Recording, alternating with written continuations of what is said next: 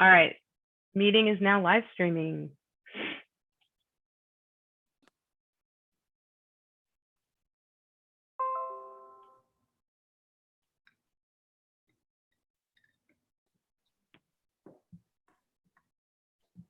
We're live. We're live? All righty. Good evening and buenas noches, everybody. Welcome to the Cinco No Drinko virtual mocktail party. Thank you all for joining us. All guests who are watching live, please feel free to continue watching us all week on our other Sober Stream live events. Every Monday, we have Carl Schmid providing us with a live guided meditation and accompanying music. Tune Up Tuesdays, we invite a guest in recovery to tell us their story and perform some inspirational music. Ask a Therapist Thursday features a therapist from one of our facilities speaking about mental health, addiction, and answering any questions that you may have. And Sundays are our front porch sessions, which are intimate acoustic performances played just for you. For more info, you can visit Recovery Unplugged on Facebook, Twitter, Instagram, and YouTube, or you can go directly to our website at recoveryunplugged.com. So let's get this virtual party started, shall we? I'd like to begin by introducing all our party goers who consist of Recovery Unplugged alumni and staff. So we've got Greg and Jillian, two of our alumni coordinators out in Austin, Texas. Can you give everybody a wave? Hi. Hey.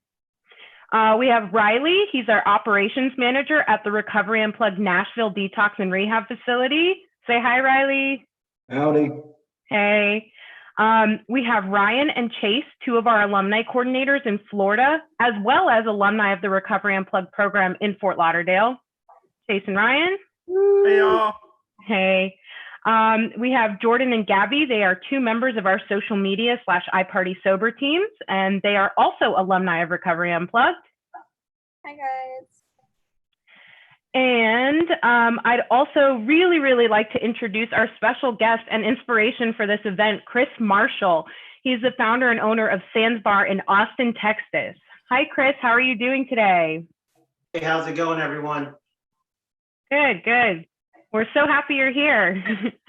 My name is Vicky, and I'm production manager, and I'm also an alumni of Recovery Unplugged. I will be moderating tonight's party by fielding the audience's live questions in the comments to our party goers. But first up, let's get everything kind of started in the same fashion as a party by having someone kind of break the ice. So Chris, why don't you tell us a little bit about Sands Bar and non-alcoholic drinks and mocktails? Yeah, so I love the idea of breaking the ice, bartender. I like it. Good play on words. Yeah, I've been sober. First of all, I've been sober for 13 years. I got sober February 16, 2007. Thank you. And I never thought that this is what I'd be doing on a Cinco de Mayo in 2020. This is incredible. With my work at Sands Bar, started from that very first day of my sobriety in 2007. And creating connection, community. I was 23 when I got sober, and I had no idea how I was going to spend the rest of my life, how I was going to do anything. So create this business, and it's about getting together. It's about socializing, but most importantly, it's about celebration and having fun. And that's what I really think. I try to tell people that this is what we're doing. We're creating space for fun and celebration. Awesome, thank you. And congrats on 17 years. Let us also go around the room and ask everybody what they are sipping on. I will start with Gabby. What are you drinking today? I have I have prickly pear juice and seltzer water. So it's a prickly pear mocktail. I don't know what to call it. Really delicious, really good. I love it. So awesome. How about you, Greg? Well, I have bear with me here. I have a organic sparkling lemon, naturally flavored beverage with a splash of cranberry. All righty. How about Ryan? Everyone. today with me here in my fancy Jersey Shore glass, I have what I have dubbed a sweet strawberry Jamaican quarantini. Oh, Yep, there we go. In it, I have a Jamaican ginger beer base with a sparkling strawberry kiwi drink, and I mixed in some simple syrup and threw in a little straw, and I'm having a good old time. that's awesome. Really creative. How about you, Riley? What do you got? I got. Oh, wow. Technically, it's a virgin mojito, but we're going to call it a limey Riley. It's pretty simple. It's 2 whole limes, squeezed, simple syrup, seltzer water, mint, slapped, not stirred, and then take it and twist it around and sip her down. Wow. Limey Riley. That sounds really good. How about Ms. Jillian? So I have a sparkling water with grapefruit and blueberries. Interesting combo. What inspired those 2 flavors? It's all I had in my fridge. So That's good. That's good. Creative. How about Chase? What are you drinking? So I've got some orange juice mixed with some cranberry juice, and I put some cherries in here as well as my favorite energy drink. Oh, wow. Getting crazy. Yeah, I'll probably be staying up late tonight. And Jordan, what have you got? I have a blackberry nojito. It has crushed up blackberries, seltzer water, and my homemade simple syrup that I put with mint. It was actually pretty fun to make, and it tastes really good. So, Wow, very cool. thanks. I'm drinking a Mayan mocha for our friends out in Texas. Most of you probably know Picnic out in Austin, and they have a drink called Mayan mocha. Sorry, and it's really good. But the flavors are coffee, chocolate, cinnamon, and like a little kick of heat. So I use red chili powder, and I made the drink first and didn't even realize that it was Mayan, and that ties into Cinco de Mayo. I don't know if y'all know, but one of the top languages spoken in Mexico is Yucatan Maya, which is the same language that the Mayan people spoke back ages ago. So it's pretty cool. Yeah, so it looks like everybody's got some really delicious drinks. If anybody in the audience who's watching wants to let us know what they're drinking, we would love to share. But let's go over to Chris and let's find out what Chris is drinking and if maybe he could show us how to make it. Sure. Well, I I'm drinking tonight the watermelon and mint nojito, and I thought we'd just kind of make it together, just to show you kind of how I approach making drinks at home. Of course, I miss my bar in Austin, but it's a good substitute. All right, so I heard some of the same ingredients too, by the way. A little mint, I heard a little bit of mint, I heard a little bit of seltzer, I heard a little bit of ginger. So this is kind of a nice marrying of everything that we already have here. All right, so I'm gonna get some watermelon, about a cup of watermelon. Let's see here. Okay, then I'm gonna take about 6 sprigs of mint. Put these in my prep glass. Great. And then I'm gonna take about the juice of 1 lime and just squeeze it in there.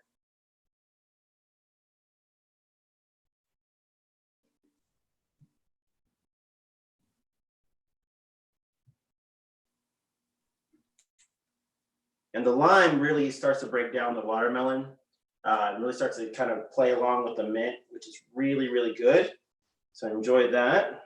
Get 1 more squeeze of that. And it already smells really good. That's what I love about this is no matter where you're at in the world, this really tastes fresh and delicious. So just gonna break that down in the glass here, gently. Don't want to break the glass, but want to definitely get some juices out of it.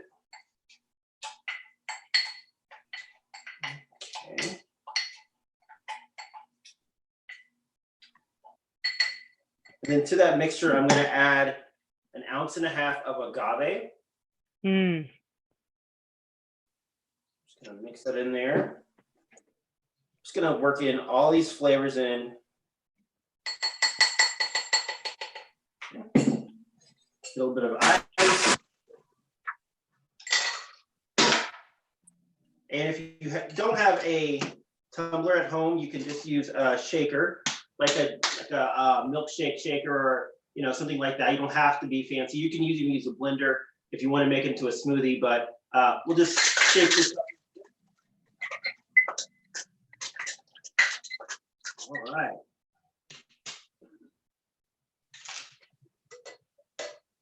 All right, and then I have my fresh glass here, which I have a little bit of a lime on that. And you could salt the rim if you really wanted to get fancy with it, but I'm just keeping it simple today. And I'm going to strain that mixture right into my glass there. So that kind of becomes my watermelon mint syrup. A little bit of extra ice. And then I'm going to top it off with a nice ginger beer, and I have a spicy ginger beer here that's really good. Stir that up.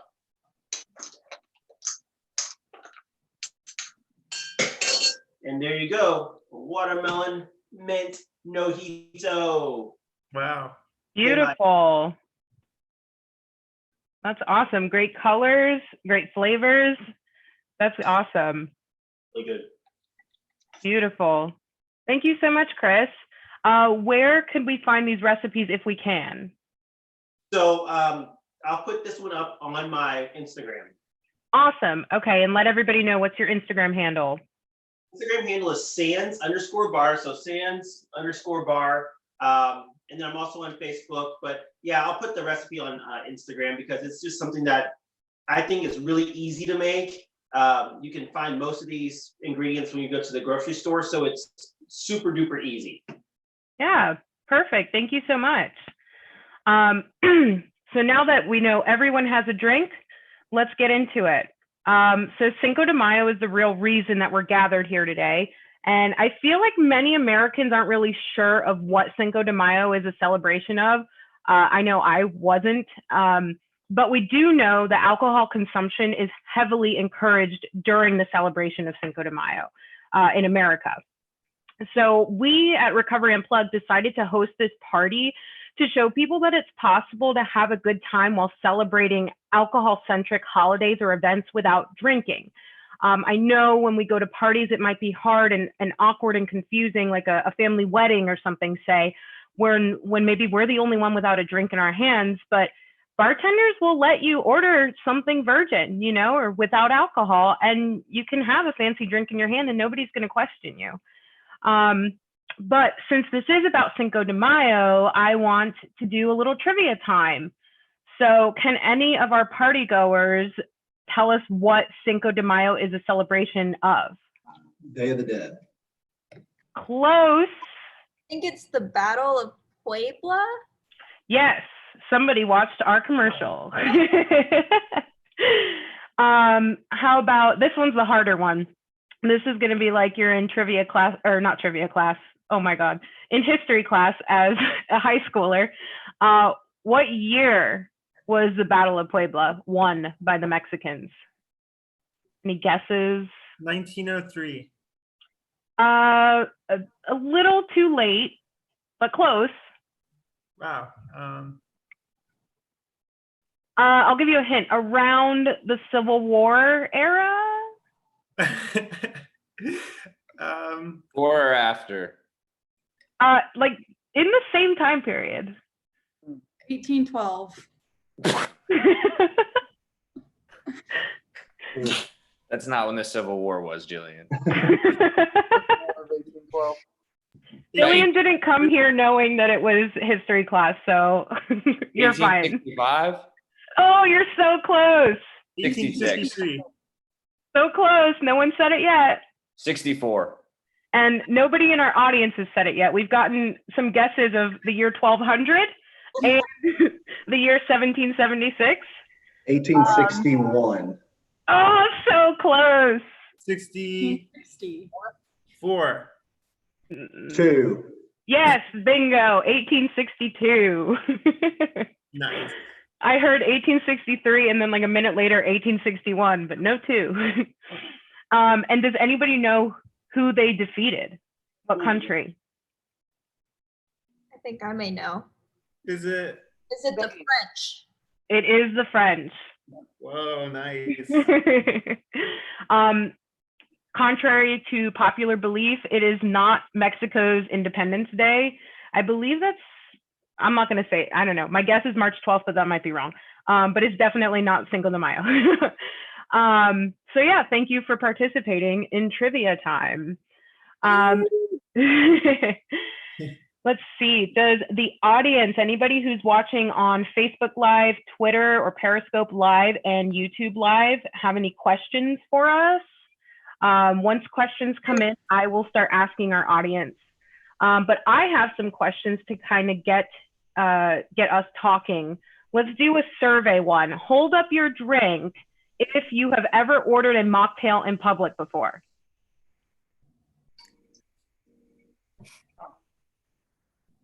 Jillian, that was hesitant. I don't know. I don't know if I believe you. Am I the only one who hasn't? She just No, wants to Riley. Riley didn't lift his glass. But wait, Chris, was your glass not lifted? Oh, it was lifted the highest. Oh, I was like, he only makes mocktails. He does not order them. Where that has a mocktail on the menu, I order it. I don't care. I will, because I want to see, you know. Yeah, that's awesome. It's always super cool when someone has a mocktail and they actually market it like that. It's yes. like, oh, they care. Yeah. So Riley and Chase, you two are in the hot seats right now. All right. Have you just both like never been in a situation where you wanted a mocktail or where it was offered, or I'm not sure. What's your deal? Yeah, I don't think I've been to many places where they offer mocktails. And even back whenever I was like using and stuff, I never really bought any drinks from anywhere, or like went out to drink at like a bar or anything, you know? Oh, so that makes sense. If you're not even used to like ordering drinks in the first place, it might be even more confusing now that you're abstaining from alcohol. That makes sense. Yeah, I learned that there's so many different types too whenever I was looking them up. Yeah. Cool. What about you, Riley? I'm a fan of a good old-fashioned Coca-Cola dinner, or soda in general. But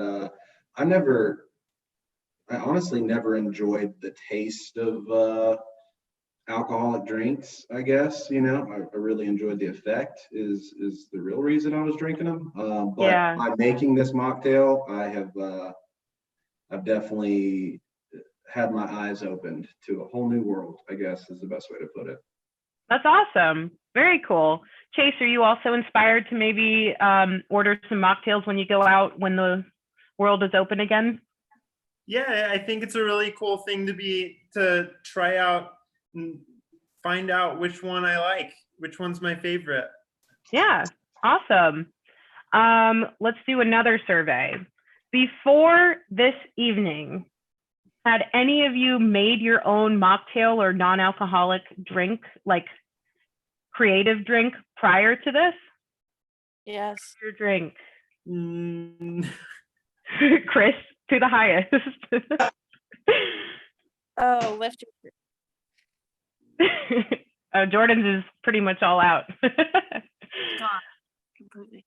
So Jordan, you had made drinks before this? Yeah. What kind of stuff had you created before? It was like a TikTok challenge. It was like hashtag make a drink challenge, I'm pretty sure it was called. Mm-hmm. And it was kind of funny and silly, but I created something with like pina colada mix and Gatorade, and it wasn't like the best thing I've ever made, but it was like pretty good. Honestly, I was surprised, but it was just a lot of sugar, really. So, Chris, have you ever created any drinks with Gatorade? No, not sober, but I think there's no wrong way to make a sober drink, a mocktail. There really isn't. And I think that Like we were talking about earlier, it's fun to just kind of play around and see what you can come up with. There's no wrong answer. You can do with sugar or sugar-free. And I love doing a lot of sugar-free drinks because that's a different challenge, right? Yeah. You can make anything a drink at all, and it'll be just fine. Well, speaking of sugar-free, my drink is actually, so it's a dessert mocktail. So it's kind of thicker, like dairy based. And it is literally 65 calories, 11 grams of protein, 1 gram of fat, and 0 sugar. I recently had bariatric surgery back in December, and I can't consume caffeine, alcohol, or sugar like I once had before. So like you were talking about that challenge, like this was super exciting and such a fun challenge for myself to like really push my boundaries. So like the base of this is a protein shake, honestly. But it works, and I get to like participate with everyone and not feel left out. Because like I don't think I'd be able to drink anyone else's drink here, because the other thing is I also can't drink carbonated drinks. So it's really cool to be able to just like hang out with my friends even now and be able to like have a fancy drink. So cool. And yours is the fanciest. You know you know me. Let's do another survey. Who here has been to Sandbar or a Sandbar event before? Oh, Gregory and Jillian, you're putting Austin to shame right now. I know. I haven't Florida yet, so I need to get to Florida, seriously. Mm-hmm. Like, I've been dying to go to Florida for a very long time. Well, we were going to actually invite you out for a spring break party that we were doing, and then everything got canceled. So next spring break. Sure. Nashville too. I went to Nashville in 2019, and it was a great time. So yeah, I'd love to get out more and see the world. Sure. Gabby, what event did you go to? I didn't necessarily go for an event. I went for a production. But I got to see the space, and it's really inviting, the space. And it's like, it's set up like a proper bar. So like I can see the allure of going in with your friends, like coming back from a mutual support group or something like that, and sitting down and having a mocktail. Like, I think it's a really awesome idea. So. Absolutely. It's a beautiful, beautiful location. It's awesome. And then last survey question, raise your glass if you would ever want to go to Sam's Bar. Oh yeah. Unanimous. Yeah. So Chris, how have things been since since like a lot of places obviously being shut down? How has this been for you, like kind of adjusting to this? It reminds me a lot of my first like 30 days sober. Like, where I had no idea what was going to happen next. And 1 minute I'm okay, and the next minute I'm mad, and then the next minute like I'm calling my mom. Like it's been like a crazy period in my life, but all the tools that I learned then are serving me really well now.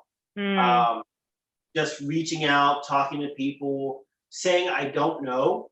Like, I don't know what the answer is. I don't know, and asking for help. Those are tools that I picked up very, very early on in my recovery, and those things are absolutely serving me today. I've been asking for people just to support and help, and it's been great. So yes, we can't gather physically, but these exchanges are just like so important to me. They make me feel connected to Recovery Unplugged, which I'm so grateful for, and your entire fabulous network of employees and alumni. Awesome. Thank you so much. I'm glad you're hanging in there. And exactly, I feel pretty similarly, just using the skills I've learned in recovery and therapy, dealing with my mental health. Can anyone else speak to that maybe? How they're coping with this time period and utilizing some of the skills they may have learned in therapy, if they're willing to share about that? Sure. So for me, it's been pretty easy. And there are times I actually like, being able to stay home for long periods of time. But I also have to remember that one of my hugest things back whenever I was using is isolation and the comfort that it provides. So I still have to make an effort to go hang out with people and to see people and just get out and, go for a walk or a run or maybe down to Sam's bar. Very true, very true. Let's see, what about Ryan? We haven't heard much from Ryan today. How have you been handling things aside from not shaving? Aside from not shaving or not getting a haircut, this is my quarantine pride. It's my sign of social distancing and staying at home is the long unshaven look. But when I was in still receiving therapy on a regular basis, it was suggested, I continue to get involved in support groups and, whatever I found served me and was a positive influence. So I got connected with some 12-step groups, and I've been active in those on Zoom while this whole thing has been going down. Also, weekly, I attend the Recovery Unplugged Alumni meeting, where I get to see some of the people here, as well as people with more time than myself and the newcomer, and that's really cool. It's really rewarding. And other than that, I've been in South Florida. They just opened up golf again, the golf courses. So I've been getting out to the driving range, getting a little sun, getting a little exercise, and I've been taking walks on a daily basis. It sounds like a small thing, but for me, just making sure I get out of the house, I get, even if it's just 15 minutes of just walking around the block, getting a little bit of exercise, getting some sunlight, remembering that there's more than just the walls of my apartment. It's really helped me to stay calm and collected and be productive during this time. Absolutely. It's the little things right now. How are things going over in Nashville, Riley? I think here at Recovery Unplugged Nashville, things are rocking and rolling. That's the easiest way to put it. But for me personally, this entire scenario situation has just been, I found myself in gratitude a lot of the time, and having that inner peace, I guess is the best way to put it. Accepting the fact that there's absolutely nothing I can do about this entire situation. Being okay with that and knowing that as long as I do my part, I'll be able to keep myself safe and, my family and significant others safe and clients here, and other staff members. As you can see, I went a different direction with the whole hair thing. I no longer have any. I just couldn't deal with it anymore. I just shaved it off, and that was a little bit of control that I still had on the situation. So I just went ahead and took it. But no, I think I've also gotten involved with Zoom meetings with my 12-step program, and I picked up a couple sponsees, and I'm just grateful that there's a solution today, and the fact that it can evolve just like the world is evolving is such a blessing in my life. So it's Nashville's opening up a little quicker than Austin and South Florida is. So I think this thing will continue to develop, and we're just going to have to be ready to tackle whatever obstacle comes at us. Absolutely. Thank you for the update. And I'm glad to hear you're doing well and keeping your hair at a nice length.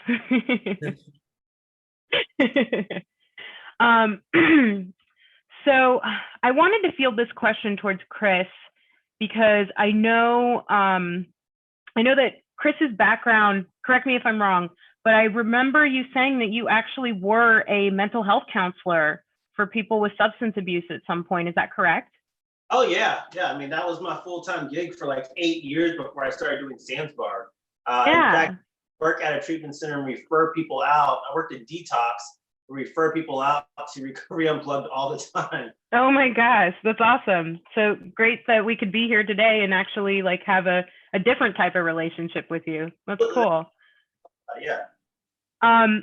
So because of your background and in both therapy and now being an entrepreneur with a dry bar, what kind of struggles do you think that people in early recovery face nowadays with the way that alcohol is portrayed? Oh yeah. I mean, I think the fact that we are celebrating a day that we have been taught is, celebrating Mexico, which we don't even understand why we celebrate it. We think it happened in 2011 or 200, or we don't even know, we don't know anything about this day.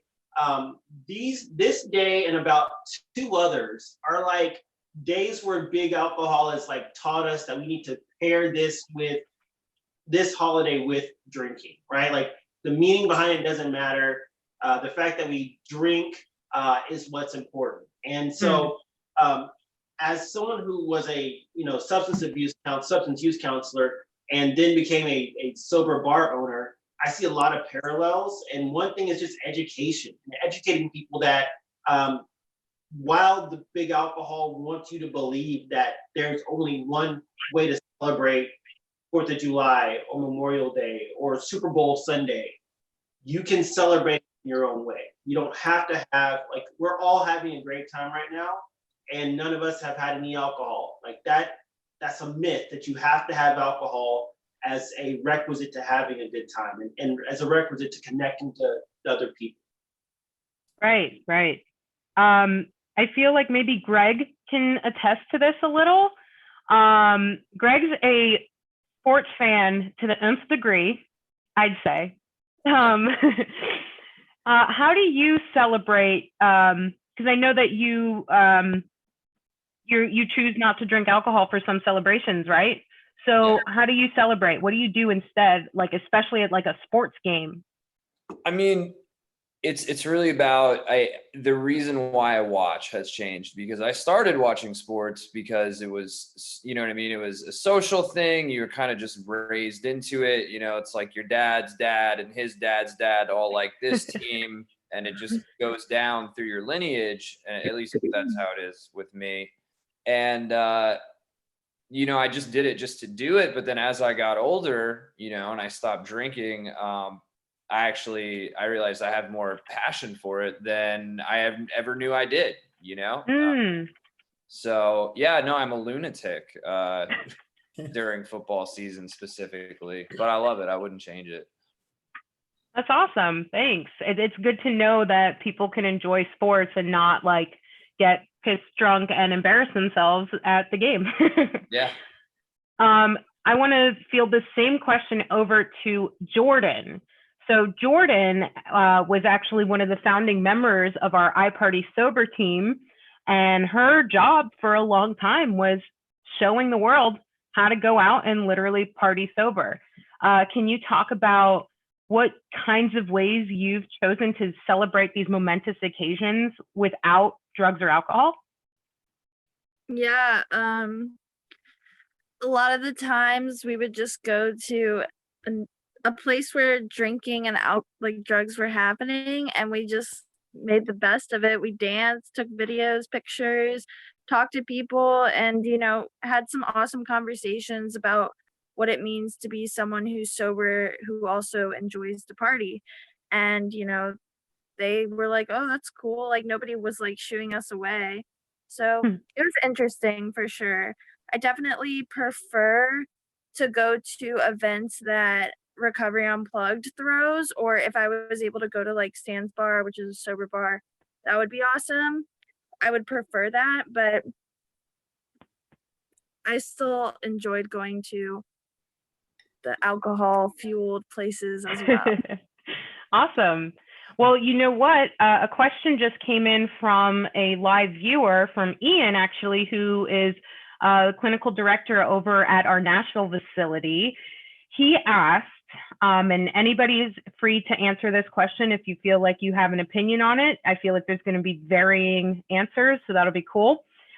When do you know it's the right time to put yourself in that kind of a risky situation that Jordan was describing? Maybe going to a bar, going to a sports game, going to a celebration, even a family celebration where there's alcohol. How do you know when it's time?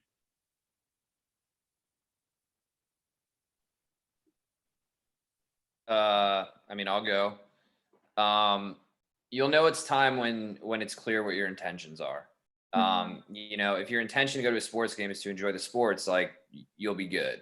Granted, like, you know, stack the deck in your favor and have backup plans and stuff. But, you know, when you go home for the holidays, like, you're there to show up for your family and give, you know. If you're going to a concert, like, you're there for the music. So, like, if you know, and here's the deal, like, at the end of the day, you know what your intentions are. You can convince everyone in the room that, you know, I'm going to this place for happy hour because they have really good mozzarella sticks. But, like, the back of your mind, you know, they also have half price margaritas. You know, you're only fooling yourself, you know. Right. So if it's clear what your game plan is and what your intentions are, it's safe to do those things. That's the best answer I have. I also think it's important to have like sober support and have those people on speed dial, you know, or bring them with you if you can. Uh, it's about like enjoying yourself. So make sure, like he was saying, go to a place that you're gonna enjoy, not just like wherever, and bring people that you enjoy, and you know, enjoy yourself, like dance, sing, do whatever. Just don't drink. Yeah, I mean, I definitely want to add to that. So one thing that I used to tell like my clients is we always say play the tape through when we think about like going back to using or drinking again. Oh, play the tape through. Think about, you know, all the things that, you know, where this will lead. But when it comes to socialization, I say the same thing. Like, play the tape all the way through.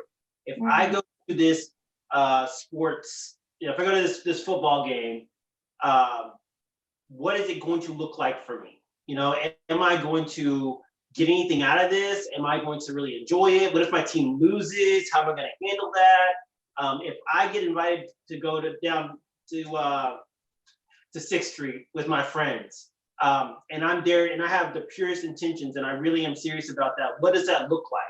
Does that look like I'm going to like watch my friends? I'm going to take care of my friends? Am I going to find a drink that I like at the bar that's non-alcoholic? You know, just, I think playing the tape through can be a positive thing too. Like, here's all the things that could happen if if my stuff's in order. You know, this is the good that could come out of it. So I love the other answers though, for sure. I've never heard anybody describe playing the tape through in a positive manner, and that's brilliant. I know at Recovery Unplugged, we often avoid talking about triggers, and we prefer to talk about recovery triggers. So what are some things that'll get you really focused on your recovery or motivated to recover or stay clean? And that's so cool. It's along the same lines. That's really brilliant. Like, what's going to happen tonight? I hope it's really good. That's awesome. Well, speaking about some unconventional things that we do at Recovery Unplugged, I would just want to ask the general question to our party goers. What's it like working at Recovery Unplugged? It's an awesome thing. I really love being able to stay connected with all the alumni and the people that I came through with. And it's extra awesome because being able to help the alumni and all the other people helps me out a great ton. And in turn, it keeps me sober as well. So I think it's a really cool thing. What about you, Jillian? It's really strange for me to be working there. Whenever I went through Recovery Unplugged twice, and both times I was a monster.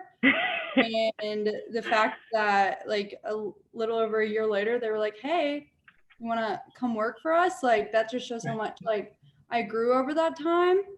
And just being able to work somewhere where I got clean is just such a cool feeling. And like being able to help alumni and stay plugged in with them and just the whole environment over there and how much everyone loves each other. We're all so close. It's so cool to see. Well, I want to ask the same question to Gabby, but it's pretty interesting because Gabby has had a few positions at Recovery Unplugged. So why don't you kind of talk about your experience and your connection to Recovery Unplugged? Yeah, so I wore many different hats at Recovery Unplugged since the time that I've been both a client here and working here. I started off as a client, and about a year later, I got offered a job opportunity, and then started as a behavioral health tech, and then I moved to several different departments in that time, in this small amount of time. But I think the really awesome thing about Recovery Unplugged is, it shows how much trust we have in our clients when, as soon as they get a year clean, we say, hey, come and work for us. You know what I mean? Because a lot of people were rooting for me, and I think that just shows how much they trusted me and saw my growth and saw my development. But yeah, I absolutely love it. I feel like in every position that I've been in at Recovery Unplugged, I both learned something and I was also able to help someone. So I think those are two amazing things that I wouldn't have had anywhere else. So yeah, it's cool to see your journey. I was actually Gabby's tech when she was in treatment, so it's cool to see people come up and now become your coworkers. So Ryan and I were actually in treatment at the same time back in 2015, and we stayed clean since, and we've been friends since, and eventually coworkers. So Ryan, why don't you tell us a little bit about your journey with Recovery Unplugged? Yeah, I'd love to. Kind of like Jillian, I was quite the monster, and I came through many times before I finally actually listened to what they were suggesting. Every time I would come, and they would give me pretty simple, honest suggestions, and I would decide to do what Ryan wanted to do, and then Ryan would get himself in trouble once again, and Ryan would figure out why. But this last time when I was there with you in 2015, I decided enough was enough, and I'm just gonna give it an honest shot. And my life has been entirely different since then. For just about 4.5 years, I've been happy, and I haven't had any drinks or drugs at all in that period of time. Let's see, I've been with the company for about 3.5 years now, and it's the most rewarding job I've ever had in my entire life. Because not only did this place give me my life back, but today I get to watch it give other people their lives back. And I've seen thousands of clients come through through all the different facilities over the course of the last 3.5 years as a staff member. And I've watched so many people come in broken, skinny, miserable, hopeless, and leave 30 days later looking healthy. And then 6 months later, I see that they're in college. 1 year later, I see that they meet, the girl that they thought the relationship would never get fixed. 2 years later, that they're engaged. 3 years later, they get their dream job and they get married, and they're, they're pregnant and having a baby. I get to watch people who thought they would die, to the disease of addiction, start to live again and really have their dreams unfold before them. And that's by far the most rewarding thing. And like Gabby said, we trust the people that come through here. Like, I believe out of the 8 employees of Recovery Unplugged in this, 7 were alumni, and that's a testament to the program and it working. Like, I came through against rehabs, against 12-step programs, against sobriety in general. And, Recovery Unplugged opened my eyes. The power of music helped peel them back a little bit further. And, I've seen it happen to countless other people. So I'm just really grateful to work for this company. That's awesome. That's really beautiful. And like I said, it was cool. Like, we've come up together, and it's so cool to see people just who stay, Awesome. So Riley was not an alumni of Recovery Unplugged because his situation's a little unique. Recovery Unplugged Nashville only opened up in November of 2019. We started admitting clients in October of 2019, rather. And, I want to ask you, Riley, like, what drew you to working for Recovery Unplugged, and what's the most rewarding part of the job for you? Yeah, the line of work that I did before Recovery Unplugged was the exact opposite of treatment. I ran bars. That's what I did. And I felt like I needed to, I didn't think that I'd been given the opportunity to have a second chance at life to just get people drunk all day, every day. I thought that there was more to my story than that. And I got a phone call in June of 2019 and started the interview process, learned about Recovery Unplugged, and thought, you know what, this is what I need to do. You know, I had fear at first, but you know, I'm extremely grateful that I made the move. And it's what drew me to treatment in general was the opportunity to give people a second chance at life, similar to what Ryan talked about. Somebody was there to give it to me, and somebody's got to be there to give it to somebody else. You know, I think that we're just at the tip of the iceberg when it comes to this entire epidemic that's going on, the one that doesn't get talked about very regularly, which is the disease of addiction. And I think that as time progresses, there's just going to be more and more people that are looking for a different way of life. And so, you know, the way that we treat our clients, the experience that we give them is different from anything that I've ever seen.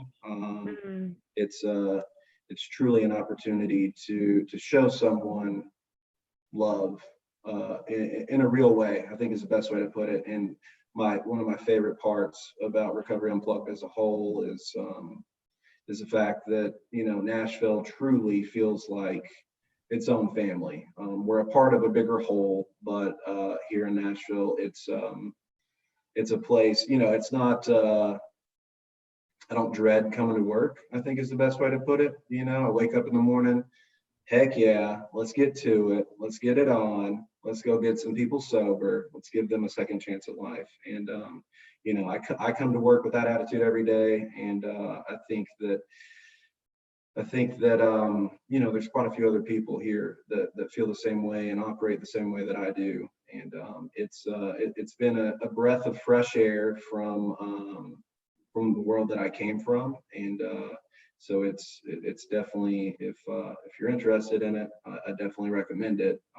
But if you're looking for a different experience, Recovery Unplugged is the place to find it at, for sure. Absolutely, 100% agreed.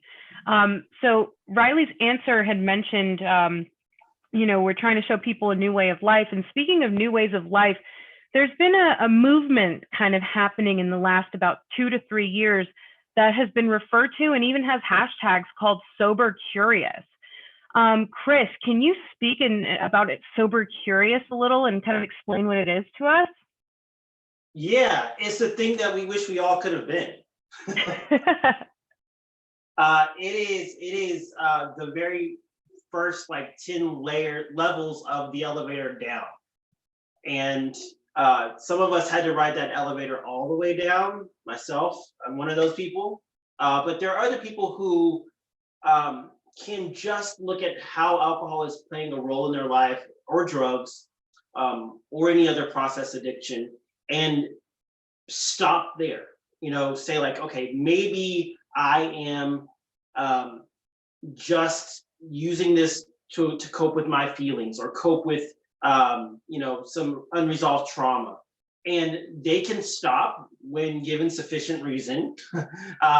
They try dry January, they try dry July, and at first, you know, the kind of the old timer in me was like, what? No, you know, everything's black and white. You know, there's no gray. People can't be, you know, like that. So I'm like vegan curious because I don't want to eat as much meat, you know. But it's true, it's real. Like these people really do. These people really do want to examine their relationship with alcohol, and I think it's really an amazing phenomenon, and one that, you know, I welcome the entire sobriety spectrum from sober curious to sober serious at Sands Bar.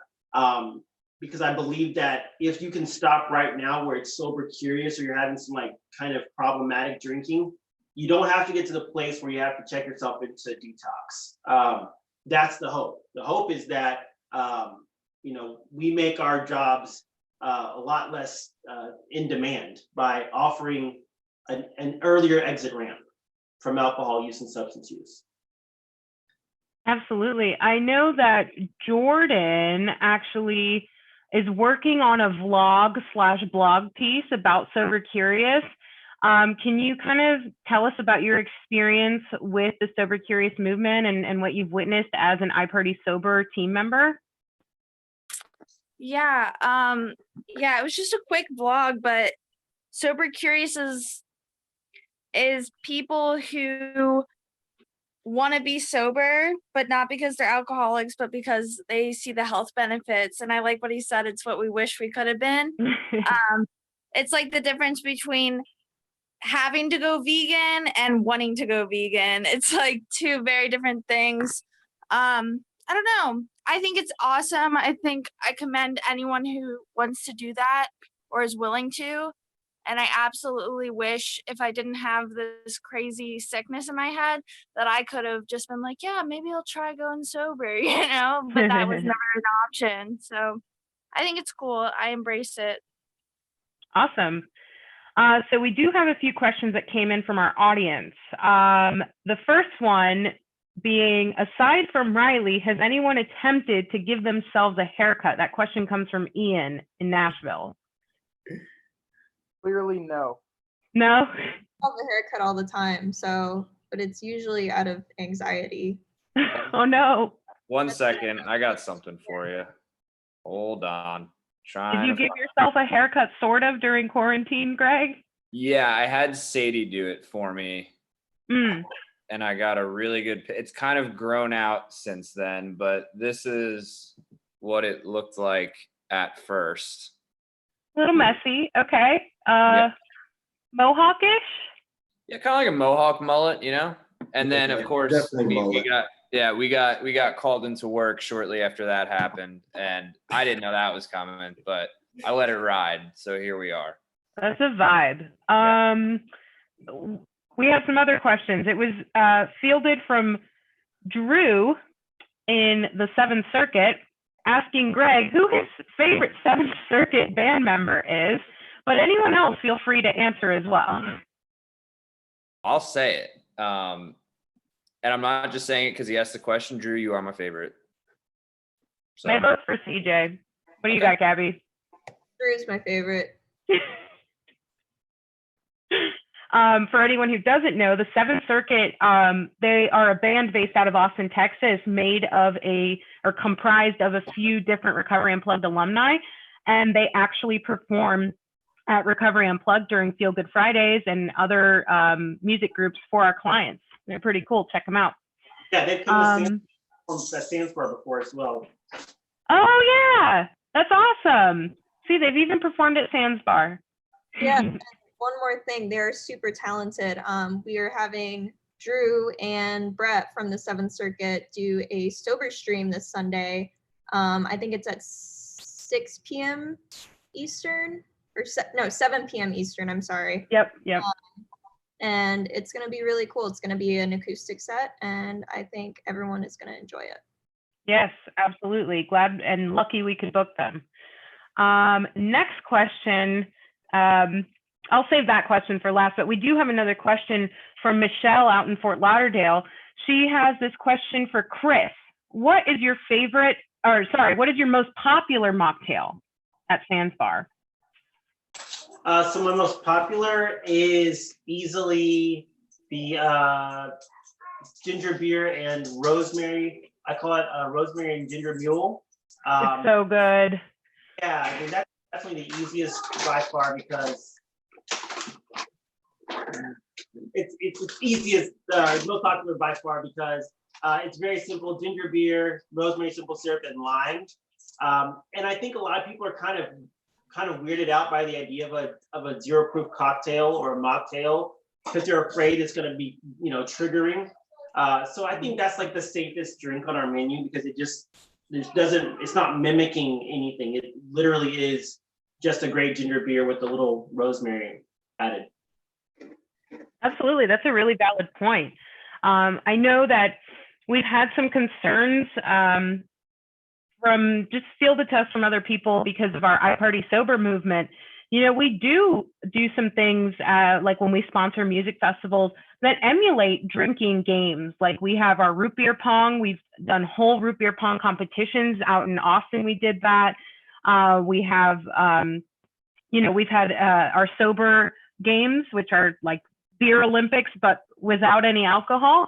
You know, flip cup, where you dizzy bat, everything. You know, it can be triggering, but we notice a lot of people have fun with it. What's your opinion on kind of emulating in a sober, clean kind of way these things that we did when we were using? Yeah, I think that's the most important thing that you can do as a sober person. I think that there's 3 things that like I've watched over the past 13 years I've been sober. Like 3 things help people, or kind of are the indicators of long-term sobriety. And I think you all mentioned purpose and finding meaningful work, right? Like that's thing number 1. Thing number 2 is connection, creating connection. But I think the 3rd thing is this understanding of like how to manage environmental like stimuli. Like how do you manage those things that come up for you in the environment? And I think the only way that we can do that is to rehearse and practice. That is what Sandbar is. It's a giant classroom to work on all of those things. Like, you notice how we never talk about like how we actually manage triggers in rehab, or most rehabs. Like we never really like walk people through the actual experience, because that is how we learn. That's neuroplasticity, right? Like we learn, we form, we pass, and we have those experiences. So I think what you're doing is brilliant, actually, because you're learning to pair those behaviors with something else. I didn't mean to get too counselor-y on you, but sorry, but that's dope. Like that's good, and I'm glad that you do those things, because those people have a new experience with Flip Cup. Now they're able to pair that to sobriety and not drinking. Like that's brilliant. Right, absolutely. We teach our clients to reclaim music. You know, I had albums that I used to listen to when I would use. Like I would put on a song because I was like, oh, I'm about to use this drug or that drug. And I would put on that specific album. And for a while, I couldn't listen to them, but now I can because they're mine. It's music. It means something to me, and it has a meaning in my recovery now, which is super cool. So yeah, reclaiming these actions is important. Well, it's a little bit past 8 o'clock. And I just want to thank everybody for joining us today, especially Chris coming in from Sandbar in Austin, all our party goers for putting in the time and effort to make their drinks, any of our audience members who have been out there who have enjoyed this. We're grateful that you're here and watching. And feel free, everybody, follow us on Instagram, Facebook, Twitter, and YouTube, Recovery Unplugged. You can find our handles on our website as well. I'm going to have Chris plug his handles real quick. Yes, Sandsbar, Sands_bar. The Sandsbar.com is the website, and on Facebook, Sandsbar. Please just share posts, articles, stories, because people need to understand that this is something that is out there and available. Absolutely. And we're going to close up tonight's virtual Cinco No Drinko mocktail party with a request from Ian Jackson.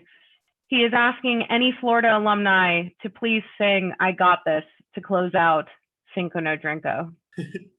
I'm going to leave that one on Ryan O'Connor. Take it away. I got girls. Thank you, everyone. Again, we're so grateful you could all be here. Have a good night. Gabby's going to end our live stream, and we hope to see everyone else around. Bye, Bye, everybody. Bye. Cheers. Bye, guys. Cheers. Bye.